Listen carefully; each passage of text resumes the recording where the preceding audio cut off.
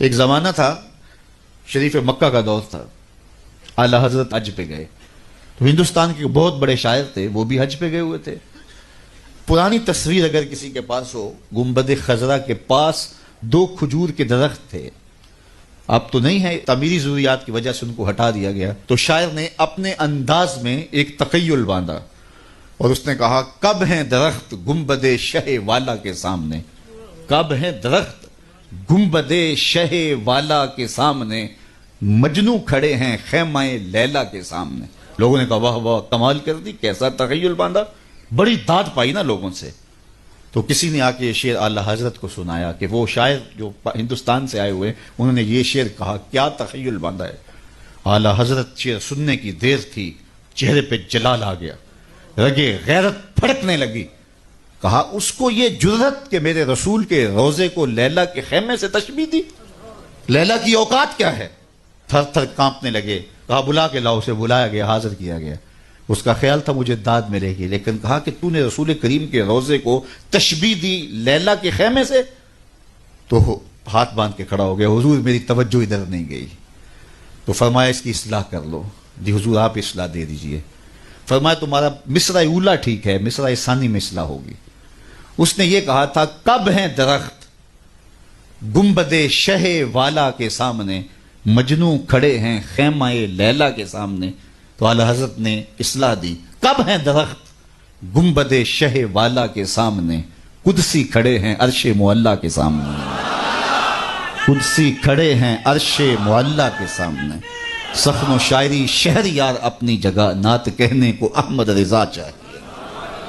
تو کعب بن زہیر انہوں نے کیا کہا، ان رسول لنور یستضاء بہ محند سیف من سیوف الہند مسلول۔ حضرت کعب بن زہیر نے وہاں کھڑے کھڑے حضور کی شان میں ایک طویل قصیدہ جو بانت سعاد کے نام سے معروف ہوا۔ جب یہ قصیدہ پڑھ چکے تو آقا کریم علیہ السلام نے اپنی چادر اتار کے کعب بن زہیر کو دے دی۔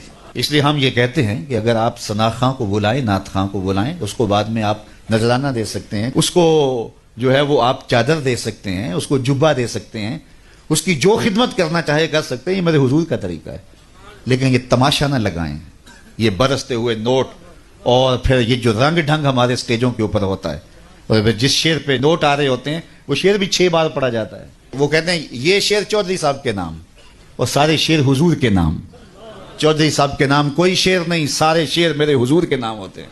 نعت کا ایک ایک مصرع، ایک ایک لفظ، ایک ایک حرف اور ایک ایک نقطہ میرے حضور کے نام ہے۔ پورا شعر نام کر دیا، کیوں؟ اس نے ذرا پیسے زیادہ دے دیے تو اس کے نام ہی شعر ہو گیا۔ یہ کون ہوتا ہے اس کے نام شعر کرنے والا؟ یار یہ تو چودھری صاحب ہوئے، کون ہے جس کے نام شعر ہو، جو حضور کا شعر ہو؟ جب حضرت سید صدیق اکبر پہ آخری وقت آیا نا، آخری وقت، تو پھر ام المومنین سیدہ عائشہ رضی اللہ تعالیٰ عنہا نے جب اپنے باپ کے وہ لمحے دیکھے تو ان کی زبان سے محبت پدری کی وجہ سے بے ساختہ نکل پڑا، وَأَبْيَضُ يُسْتَسْقَى الْغَمَامُ بِوَجْهِهِ۔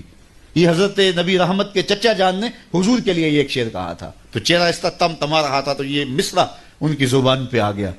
تو حضرت صدیق اکبر اس وقت سانس آپ کی ٹوٹ رہی تھی، ایسے سر کیا اور کہا، ذاک رسول اللہ، یہ ابو بکر کی شان نہیں، یہ میرے رسول کی شان ہے۔